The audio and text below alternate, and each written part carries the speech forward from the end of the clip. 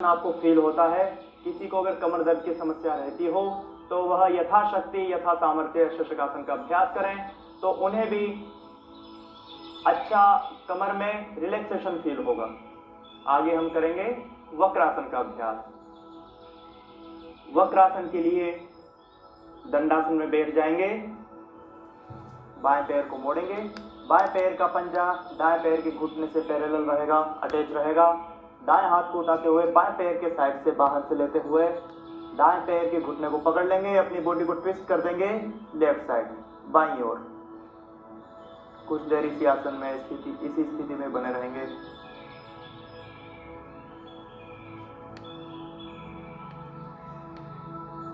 वापस अच्छी साइड से भी इस स्थिति को हम दोहराएंगे।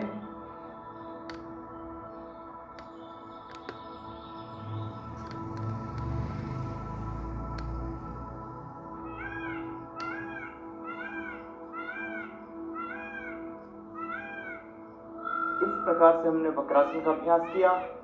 आइए आगे करते हैं योग मुद्रासन का अभ्यास। योग मुद्रासन के अभ्यास के लिए पद्मासन बनाएं, लंबा गहरा श्वास भरेंगे और उसे झटके से बाहर निकाल देंगे। बाईं हथेली पर दाईं हथेली, पेट को अंदर की ओर खींचेंगे, इसे उद्यान बंद भी कहते हैं, और इसे नाभि पर रखने के उपरांत सामने की ओर झुक जाएंगे। आइए करते हैं।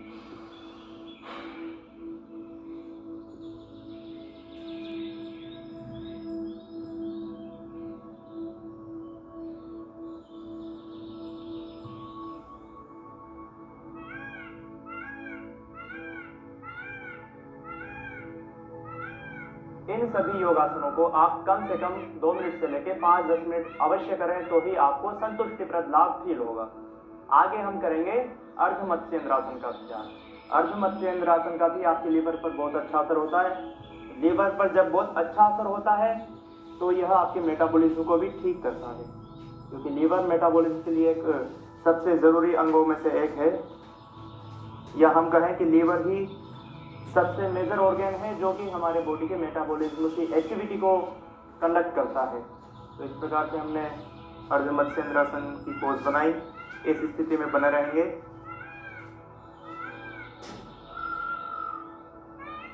एक साइड से हमने किया, इसे दूसरी साइड से भी हम करेंगे।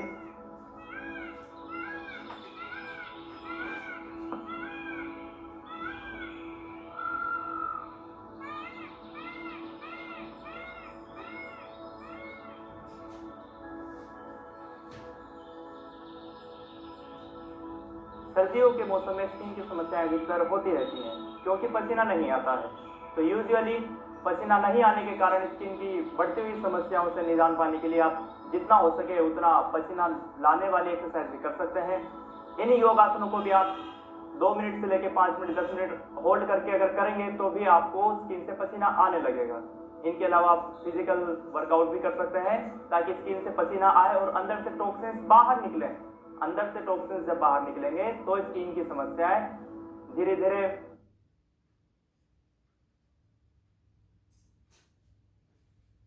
समाप्त होने लगेंगी, और जिनके स्किन की समस्या नहीं है उनको उनकी स्किन पर निखार आने लगेगा। आइए आगे हम देखते हैं लेट कर किए जाने वाले कुछ योगासन जिनका हमारे डाइजेशन पर और हमारे मेटाबॉलिज्म पर बहुत असर होता है, क्योंकि ये दो चीजें हमारी स्किन पर डायरेक्ट इफेक्ट करती हैं। अगर डाइजेशन खराब है तो स्किन पर सबसे पहला प्रभाव स्किन पर ही दिखेगा। आइए करते हैं। पेट के बल लेट जाएं,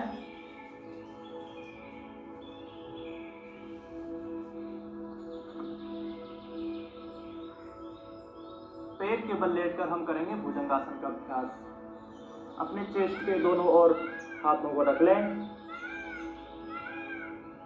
भुजंगासन के अभ्यास के लिए लंबा गहरा श्वास भरते हुए सामने से ऊपर उठाएंगे, अपने शरीर को कमर तक के पार्ट को ऊपर उठा देंगे।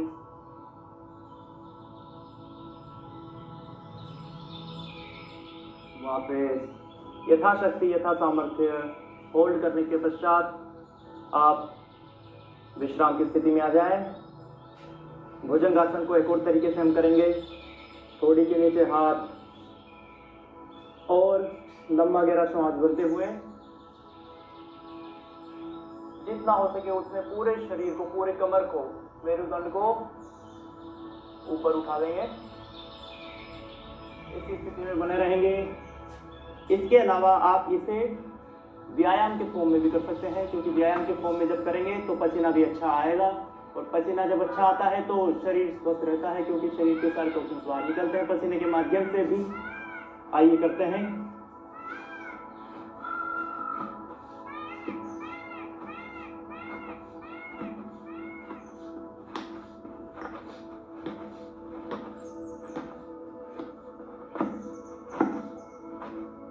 इस प्रकार से आप 50 बार, 100 बार, 200 बार, जितनी भी बार आप कर सकते हो, आपकी शक्ति हो, सामर्थ्य हो, उतनी बार आप इस आसन को करें। इससे आपके हाथ भी मजबूत बनेंगे और आपका इंटरनल ऑर्गन्स भी मजबूत होंगे। इस प्रकार से मैंने भुजंगासन का अभ्यास किया। भुजंगासन के बाद लेट जाएंगे पीठ के बल।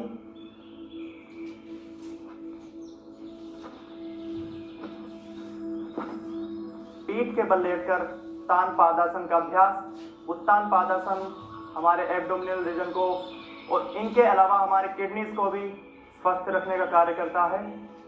आइए करते हैं उत्तान पादासन।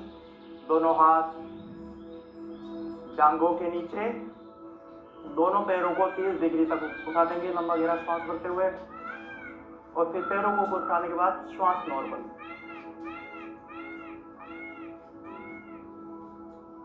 यथाशक्ति होल्ड करने के पश्चात आप फिर से अपनी सामान्य स्थिति में आ जाएंगे। दोनों हथेलियां आकाश की ओर, कुछ देर इसी स्थिति में लेटे रहेंगे। मन के विचारों को कम करने का प्रयास करेंगे। किसी भी पदार्थ पर, तत्व पर अपने मन को एकाग्र करने का प्रयास करेंगे। इससे आपके मस्तिष्क पर, आपके मन पर नियंत्रण करने की शक्ति बढ़ती है। कुछ देर शवासन करने के पश्चात बाईं करवट लेते हुए बैठ जाएंगे।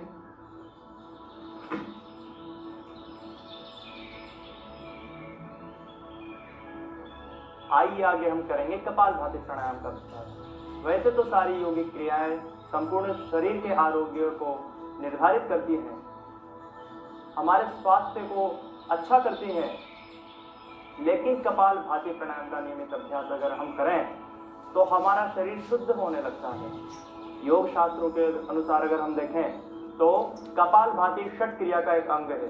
षट क्रिया हमारे शरीर के शोधन क्रियाओं का 6 क्रियाओं का एक समूह है, जिसमें शामिल है धोतिर बस्तिस तथा नेति, त्राटकम नौलिकी तथा कपालभातिश्च चेतानि षट कर्माणि प्रचक्षते।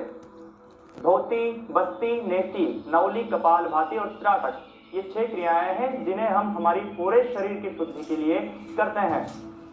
कपालभाति शरीर शोधन की एक क्रिया है। इसके अलावा कपालभाति, क्योंकि परम पूज्य योगर्षि जी महाराज ने कपालभाति को प्राणायाम के रूप में भी हमारे समक्ष प्रस्तुत किया है, इसलिए एक प्रामाणिक व्यक्ति के द्वारा प्रस्तुत कपालभाति को हम प्राणायाम के रूप में भी स्वीकार सकते हैं। तो कपालभाति प्राणायाम शरीर को शुद्ध करता है, टॉक्सिन्स को बाहर रिमूव करता है। और जैसा कि मैंने आपको बताया, जब शरीर में टॉक्सिन्स होता है तो उसका डायरेक्ट सबसे पहला इफेक्ट हमारी स्किन पर दिखता है। हमारी स्किन के निखार कम होने लगती हैं, हमारी स्किन सेल्स होने लगती हैं, और हमारे स्किन पर पिंपल्स और भी अनेकों स्किन रोग होने लगते हैं। वहीं अगर हम देखें, अगर हमारे शरीर में टॉक्सिन्स कम है तो हमारे शरीर की स्किन पर निखार आने लगता है, चमड़ी पर एक अलग ही तेज आभा दिखने लगती है। तो उसी आभा के लिए हम कपालभाति प्राणायाम का अभ्यास करें। कपालभाति, भाति मतलब होती है आभा, तो आभा के लिए हम कपालभाति प्राणायाम का अभ्यास करें। आभा अर्थात एक ग्लोनेस। चलिए कपालभाति प्राणायाम के अभ्यास के लिए मुख को बंद रखकर नाक से झटके से श्वास को बाहर फेंकेंगे और 1 सेकेंड में एक स्ट्रोक हम लगाएंगे।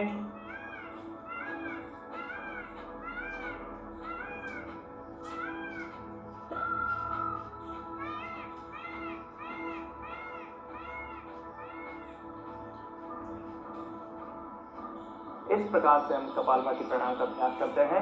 आगे हम करेंगे अनुलोम विलोम प्राणायाम के अभ्यास को, क्योंकि अनुलोम विलोम प्राणायाम का अभ्यास हमारे शरीर के 37 ट्रिलियन सेल्स को ऑक्सीजनेट करता है। और जब हमारे शरीर के सारे सेल्स ऑक्सीजनेट होते हैं तो सारे ही सेल्स अपने कार्य को अच्छे प्रकार से करने लगते हैं। सेल्स के अनेकों कार्य हैं, जिसमें से एक कार्य यह भी है कि सेल के अंदर जो भी अवांछित तत्व जिनकी सेल को आवश्यकता नहीं है, इन्हीं को हम टॉक्सिक मटेरियल्स कहते हैं। जो विषाक्त तत्व होते हैं सेल्स की, जिनको आवश्यकता नहीं है, उन्हें बाहर निकालना भी सेल की ही एक फिजियोलॉजिकल प्रोसेस है।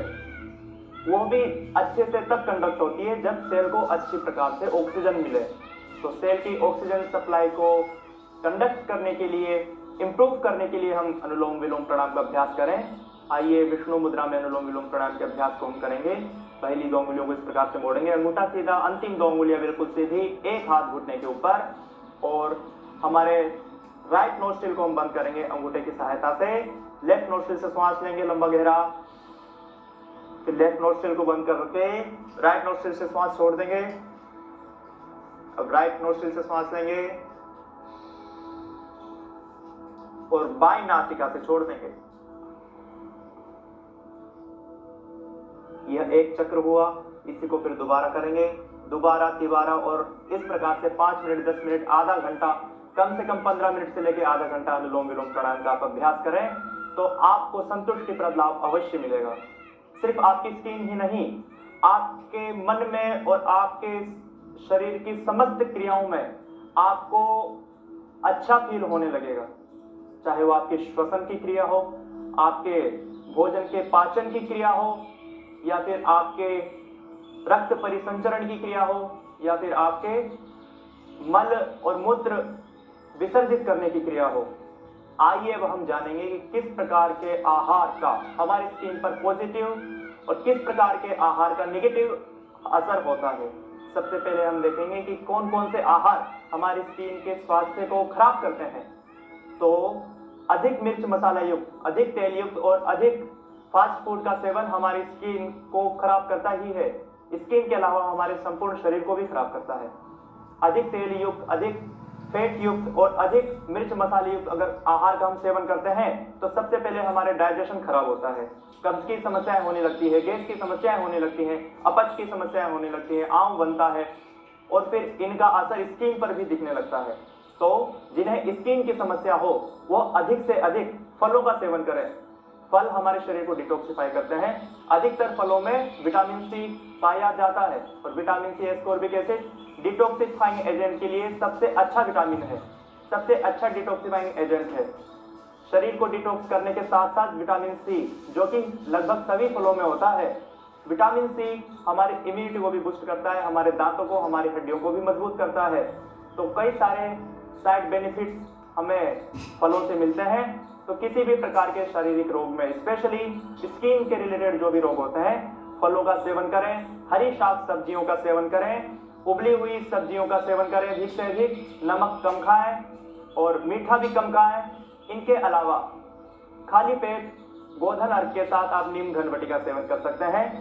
गोखरू पानी का सेवन करें, यह भी हमारी किडनी के फिल्ट्रेशन को बढ़ाता है। किडनी जो हमारे ब्लड को फिल्ट्रेशन करती है उसकी हेल्थ को इम्प्रूव करता है। इनके अलावा सर्वकल्प, कायाकल्प क्वाथ का भी आप सेवन कर सकते हैं। कायाकल्प लेप का भी आप सेवन कर सकते हैं। आपकी स्किन के जिस भाग पर समस्या है आप कायाकल्प लेप का भी प्रयोग कर सकते हैं। कायाकल्प लेप बनाने के लिए नीम, एलोवेरा और मेथी, इनके पेस्ट को भी आप लगा सकते हैं। यह भी आपकी स्किन के हेल्थ को इम्प्रूव करेगी, चमकदार स्किन बनाएगी। और इसी के साथ हम यहीं पर आपसे विदा लेते हैं। आइए मिलते हैं अगले एपिसोड में। ओम शांति शांति शांति।